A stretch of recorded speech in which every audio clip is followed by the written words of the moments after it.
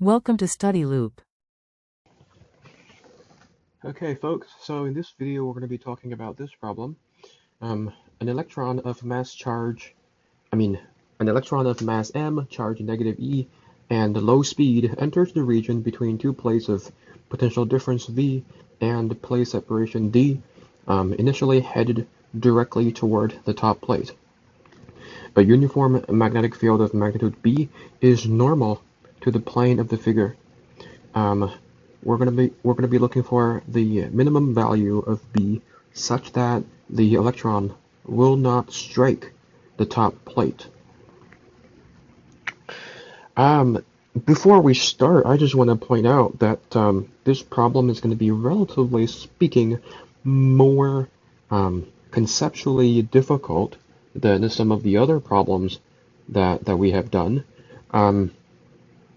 So I would like for you to bear with me for this problem because it's going to take us a little bit of time to do it, okay? But anyway, in order for you to solve this problem, you need to have a very kind of like intuitive understanding, of this problem. You can't just go ahead and just start solving it right away. You have to have an intuitive feeling for what's going on in this problem. So what's going on in this problem is that you have, two, let's say, capacitor plates.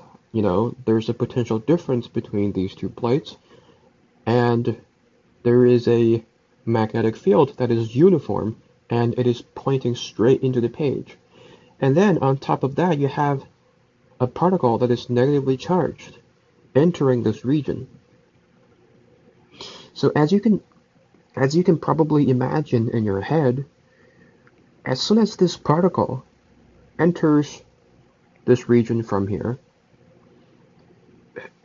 if there is no electric field between these two plates, right? If there's no electric field between these two plates, if there's no potential difference, it's just vacuum with a surrounding B field, then that particle is going to be swirling around. It's going to do this, right? It's going to be moving in a circular motion. I think you all are pretty familiar with that. But because of the fact that we have not only a B field, we also have a potential difference between these two plates. That means there is going to be an electric field that wants to push this particle from one plate to the other. There's going to be an electric field between these two plates. And as we know from previous, derivations or previous results or formulas that you might have remembered from your textbook, that electric field between two parallel plates with a potential difference V, that field is constant everywhere. But anyway, so we have a very, not very, but pretty complicated situation here. We have, on the one hand, we have a B field that is constantly trying to bend the trajectory of this particle. And on the other hand, we have an E field that wants to push this particle from one plate to the other. So this is a very, interesting and hard to understand situation, but as soon as you understand it intuitively, conceptually, then it really becomes not that hard to solve. But anyway, imagine, here's a good way to think about it. Imagine you have, a machine or something that controls, the magnitude of the B field. You have a machine that you can, tune up or down in order to make the magnitude of the B field stronger or less strong. And imagine you tune it up really, really high. Imagine you make the B field really, really high. Then what happens when this particle enters this region? What happens if the B field is really high, right? Well, if it's really high, then as soon as the particle enters this region, it's just going to, it's not even going to bother moving forward. It's just going to bend bend back, its trajectory is going to be so curved that that this particle is not even going to move forward at all. It's just going to do something like this, right? Because the B field is so strong that it literally bends the particle out of its trajectory completely. So the particle is going to do something like this. Now imagine you make the machine less strong, right? You make the B field less strong. You make it weaker. What happens then? Well, it's going to, the particle is going to move forward a little bit, bend, but still bends a little bit, and still moves back, right? And if we keep doing this, if we keep making the B field weaker and weaker, the trajectories for each of the possible scenarios is just going to look less and less and less bent. So eventually, if you make the B field weak, so weak to the point where the particle can literally move to the other side of the plate, to the other plate, and then it achieves kind of an equilibrium, and by that I mean the y component of the E field and the y component of the B field cancel out, then that is the situation that we want. We want this particle to be in a trajectory where it can go from one plate to the other plate completely. It can travel through the entire distance of d. The distance between the two plates is d. We want this particle to be able to travel through the entire path of d and then achieves kind of an equilibrium, meaning it does not have a y component of velocity anymore. That is where the B field is at a minimum. That is where the B field has been turned down for so much that it's not strong enough to bend the particle away from its original trajectory anymore. Well, that's not entirely correct, but you know what I mean. We want the B field to be so weak, but not too weak to the point where the particle hits the top plate. We want the B field to be weak, but only to a certain degree. And I encourage you to think about this a little bit in your head. But basically, the situation that I have drawn here is the situation that I'm trying to describe to you.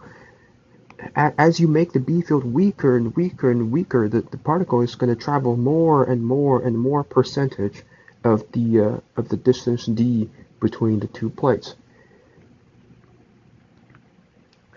But anyway, assuming you have understood what I wanted to say, assuming you have understood that part, let's start solving this problem. The idea here is we are assuming the B field is so weak that by the time the particle has zero y component of velocity, that particle is already at the other end. So originally this particle is at potential V, meaning its energy is QV. And then by the way, I just want to remind you that the magnetic force does not do any work on this particle. So all of the energy on this particle is being manipulated by the electric field. So all of the energy that this particle has originally when it's here is this QV. And by the time it gets to the other end, its energy, it doesn't have any potential energy anymore, and all it has is the kinetic energy, and that is given by 1/2 mv squared. Okay, so we can find an expression for the velocity of this particle by the time it gets, to the other end. So the velocity, excuse my limited artistic capabilities. So the velocity is going to be given by 2qv over m square root. This is the velocity of the particle by the time it reaches the other end. By the other end, I mean the other plate. So this is the plate that this particle started off with, and this is the plate that the particle is going to get to. And this is the velocity of this particle by the time it gets to the other plate. But I want you to think about this. By the time the electron gets to the other plate, this V is completely in the x direction, because if it's not, if this V has a little bit of component in the y direction, then it's going to keep moving up until it hits the top plate, which is something that we do not want, right? Because the whole point of this problem is that we don't want the particle to strike the top plate. So this V, we want this V to be completely in the x direction. Okay, so once we have that squared away, we can think about something else. Here's what we're going to think about now. What's the next step to do in this problem? By the time the electron gets to the top plate, it's going to be moving, you know, like I said, horizontally in the x direction, and the magnitude of that velocity is given by this formula, square root of 2qv over m. And at this point, the electron is going to be experiencing two forces. I just want to remind you, this Newton's second law, mass times acceleration gives you the force. And what are the forces acting on the electron? Well, the forces acting on the electron when it is here, is going to be given by two components. There's going to be an electric field that gives you a force, and also the magnetic force also gives you a force. So this is going to be given by the Lorentz force QE plus V cross B. So this is Newton's second law. I am hoping that all of you guys are familiar with this. But we're going to impose kind of a condition on this equation. We're going to say that the magnetic force, the y component of the magnetic force, is going to cancel out with the y component of the electric force. We want that because if it doesn't cancel out, if the E field is stronger than the magnetic force, then this particle is just going to, you know, it's going to eventually hit the top plate.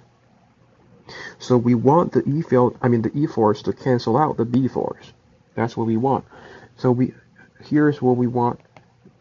We want the y component of the force to be 0.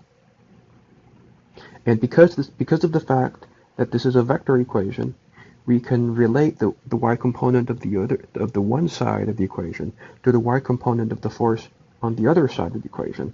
So we want QEY plus QV cross B y to be 0.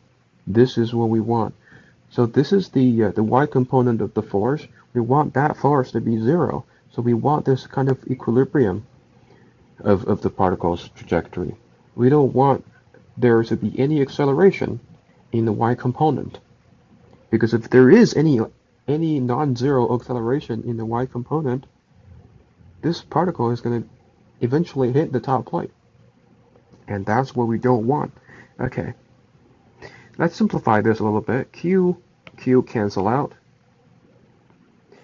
And let's look at this. I want you to look at this V cross B. What direction is V cross B? Well, like I said before, this velocity vector V, when the particle has almost hit the top plate, that vector better be in the x direction, right? We want that vector to be in the x direction, and because we know that B is pointing straight into the page, then V cross B actually points in the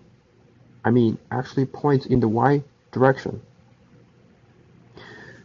So the y component of V cross B is just going to be VB.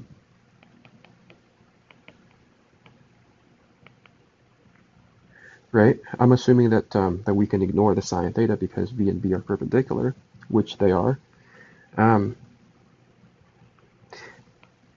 And from here, the problem starts to become simple because this is just Ey over V. And remember, what we want is we want to calculate the B field.